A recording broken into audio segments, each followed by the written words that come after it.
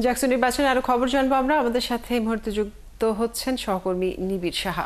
নিবিড়, জানাবেন যে প্রার্থী এবং সাধারণ শিক্ষার্থীদের ভোট নিয়ে পর্যবেক্ষণ কি এবং সার্বিক নিরাপত্তা কেমন দেখছেন? আপনি কোথায় আছেন?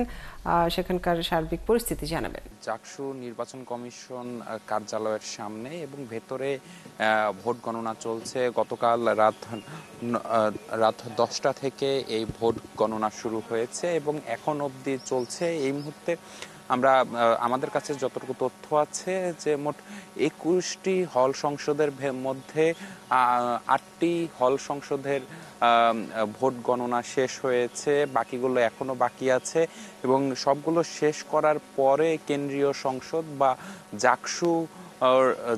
জাকসুর ভোট গণনা শুরু হবে। তবে এজন্য অপেক্ষা করতে হবে কিংবা ফল পেতে অপেক্ষা করতে হবে দুপুর থেকে বিকেল পর্যন্ত, এমনটি বলছেন নির্বাচন সংশ্লিষ্টরা। এবং আপনি যেমনটি বললেন যে নির্বাচন নিয়ে পর্যবেক্ষণের কথা, আমি কথা বলেছিলাম বিভিন্ন প্রার্থীদের সাথে।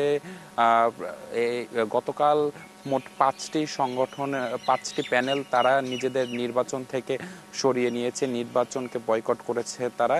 এর মধ্যে ছাত্রদল বিভিন্ন অভিযোগ তুলেছে, পাশাপাশি ছাত্রদল বিভিন্ন অভিযোগ তুলে গতকাল বিকেল 4:30 নাগাদ তারা নির্বাচন থেকে সরে এসেছে। এরপর আমরা দেখেছি যে সন্ধ্যা 7টার কিছু সময় আগে আরও 4টি প্যানেল এই নির্বাচন থেকে সরে আসার ঘোষণা দিয়েছে এবং তারা নানান ধরনের অনিয়মের কথা কিন্তু বলেছে এবং ভোট গ্রহণ থেকে শুরু করে ভোটের আগের দিন রাতে প্রশাসনের যে নানান তালবাহানার অভিযোগ সেগুলো তারা করেছেন। পাশাপাশি গতকাল রাত 1:30টার দিকে আমরা বাকশাস সমর্থিত যে প্যানেলটি রয়েছে সেই প্যানেলের ভিপি প্রার্থী এবং জিএস প্রার্থী তারাও সংবাদ সম্মেলন করেছে এবং তারা কিন্তু বলেছেন যে নির্বাচনের তফসিলের শুরু থেকে কিন্তু এই জাকসু নির্বাচন কমিশন কিন্তু পক্ষপাতমূলক আচরণ করছে এবং তারা বলছেন যে নির্বাচনকে বিতর্কিত করতে এবং 33 বছরের যে ইতিহাস, একটি আকাঙ্ক্ষা, সেই আকাঙ্ক্ষা পূরণে যে সবাই উদ্গ্রীব হয়েছিল, সেই আকাঙ্ক্ষা বানচালে কিন্তু কাজ করেছে এই জাকসু নির্বাচন কমিশন। যার ফলশ্রুতিতে তারা বলছেন যে বিভিন্ন সিদ্ধান্ত নেওয়া হুটহাট সিদ্ধান্ত নয় এবং শিক্ষার্থীদের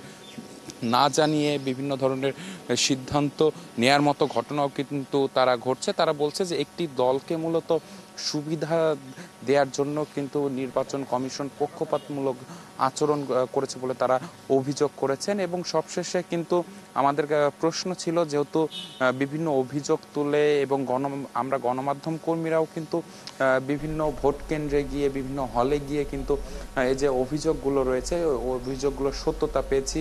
অনেক হলে আমাদেরকেও গতকাল ঢুকতে দেয়া হয়নি। তো সবকিছু মিলিয়ে যদি